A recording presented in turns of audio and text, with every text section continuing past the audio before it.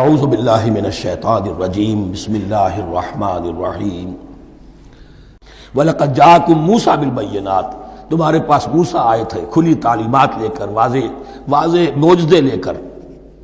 ثُمَّ اتَّخَذْتُمُ الْعِجْلَ مِن بَعْدِهِ پھر تم نے اس کے بعد اس کی غیر حاضری میں بچھڑے کو اپنا معبود بنا لیا۔ وَأَنْتُمْ ظَالِمُونَ اور تم ظالم ہو۔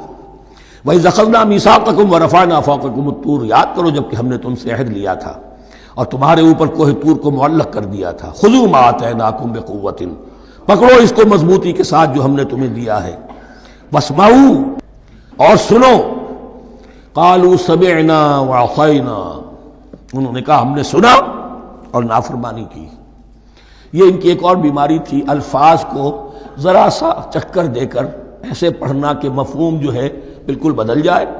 کوئی اعتراض کہے تو کہے گا کوئی شخص کہ اپنے کانوں کا جا کے میل نکلوائیے، میں نے تو اطعنا کہا تھا، آپ کو عصینا سننے میں آ گیا۔ لیکن وہ اپنے لوگ جو ہوتے تھے ان کے منافقوں کے اور آپس میں جو ہوتے تھے وہی منافق اس وقت حضرت موسیٰ کے ساتھ کردار تو ایک ہی رہا ہے ہمیشہ سے۔ اس کردار کے لوگ جو ہیں یہ حرکتیں کرتے تھے اور پھر ان سے سرزنش کی جاتی کہ بھائی ہم نے تو کہا تھا سمعنا واطعنا، آپ کے اپنی سماعت میں کوئی خلل ہوگا۔ قالوا سمعنا وعصینا ہم نے سنا اور ہم نے رد کیا، نافرمانی کی۔ وَأُشْرِبُوا فِي قُلُوبِهِمُ الْعِجْلَ بِكُفْرِهِمْ اور ان کے اس کفر کی پاداش میں یا کفران نعمت کی سزا کے طور پر ان کے دلوں میں بچھڑے کی محبت اور تقدس جو ہے وہ پلا دیا گیا۔ قُلْ بِئْسَ مَا يَأْمُرُكُم بِهِ إِيمَانُكُمْ إِن كُنتُم مُّؤْمِنِينَ کہیے ان سے بری ہیں یہ باتیں، برا ہے وہ جس کا کہ حکم دے رہا ہے تمہیں تمہارا ایمان کے ساتھ یہ حرکتیں۔ ان کنتم مومنین اگر تم مومن ہو تو کیا ایمان کے ساتھ یہ حرکتیں ممکن ہوتی ہیں؟ قل ان كانت لكم الدار الآخرة عند الله خالصة من دون الناس فتمنوا الموت ان كنتم صادقین۔ پھر یہ ایک یونیورسل ٹروتھ آ رہا ہے بہت اہم، اس کو کرتے ہوئے خود انٹروسپیکشن کی ضرورت ہے پڑھتے ہوئے، کیونکہ ان کا یہ خیال تھا نحن ابناء اللہ واحباؤہ، ہم تو اللہ کے بڑے چہیتے ہیں، بڑے لاڈلے ہیں، اولیاء ہیں، ہم پسندیدہ لوگ ہیں، we are the chosen people of the lord, یہ ان کا کہنا جو ہے یہ تو ان کی بڑی کھلی بات ہے۔ اور ان کا کہنا ہے کہ آخرت کا گھر تو ہمارے لیے ہے ہی ہے، اٹھا لو۔ اب دیکھیے لٹمس ٹیسٹ ان کے سامنے رکھا جا رہا ہے، لیکن یہ لٹمس ٹیسٹ میرے اور آپ کے لیے بھی ہے۔ قل ان كانت لكم الدار الآخرة عند الله خالصة من دون الناس، اے نبی ان سے کہیے کہ اگر تمہارے لیے آخرت کا گھر اللہ کے پاس خالص کر لیا گیا ہے دوسرے لوگوں کو چھوڑ کر، یعنی تمہاری ریزرویشن ہو چکی ہے وہاں، تمہارے لیے تو جنت ہی جنت ہے۔ فتمنوا الموت ان کنتم صادقین، تو اگر تم سچے ہو تو تمہیں موت کی تمنا کرنی چاہیے، موت کی تمنا کرو۔ اگر اتنا ہی یقین ہے جنت میں داخل ہونے کا تو دنیا میں رہنا تم پر گراں ہونا چاہیے۔ یہاں کی تو بہت سی کلفتیں ہیں، بہت سی محنتیں ہیں، مشقتیں ہیں، کتنی کوفت اٹھانی پڑ جاتی ہے۔ یقین اگر ہو کہ آخرت ہے اور وہاں میرا مقام جنت میں ہے تو زندگی تو لائبلٹی معلوم ہونی چاہیے، ایسٹ معلوم نہیں ہونا چاہیے۔ پھر تو دنیا سجن نظر آنی چاہیے، جیسا کہ حدیث میں فرمایا گیا الدنیا سجن المومن و جنت الکافر، یعنی کم سے کم یہ کہ دنیا میں زیادہ رہنے کی آرزو تو نہ ہو، یہ کم سے کم ہے۔ آخرت پر ایمان اور اگر اپنا معاملہ اللہ کے ساتھ خلوص پر ہے، دھوکے بازی پہ نہیں ہے۔